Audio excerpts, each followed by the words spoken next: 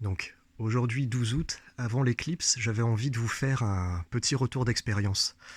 Donc sur la résistance des végétaux, les associations favorables face à la canicule. Je précise qu'ici, nous sommes sous serre, comme vous le voyez.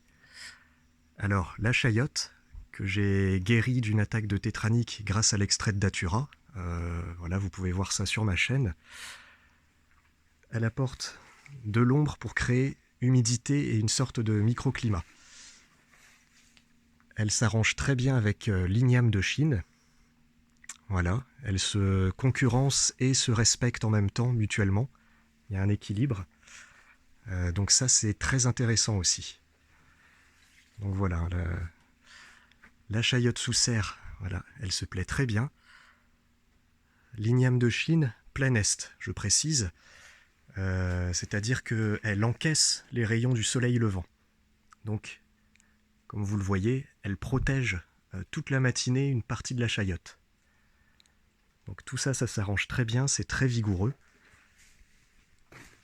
Et le bonus, c'est que là-dessous, ça nous crée une sorte de microclimat humide qui est juste excellentissime.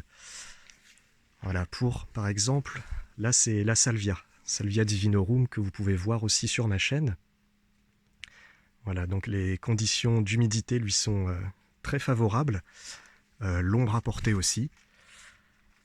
Ici, le Diaogulang, pareil, dont je vous ai parlé sur la chaîne, il prolifère très très bien. Là, il n'y a qu'un seul pied. Voilà, regardez. Malgré le liseron, il s'en sort.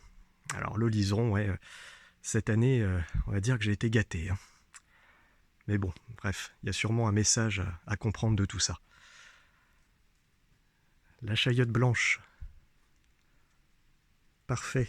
Plein de petits fruits qui commencent à apparaître, à se former. Voilà, donc j'espère que cette année, il y aura une petite abondance là-dessus.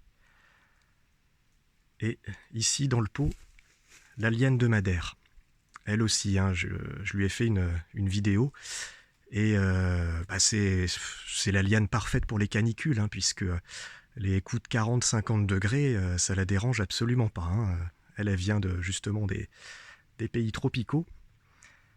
Donc, sous serre dans son pot, elle produit, elle prolifère et elle apporte une partie d'ombrage. Alors là, on voit pas bien, mais il y a une grande partie qui va à l'extérieur. Voilà, c'est tout.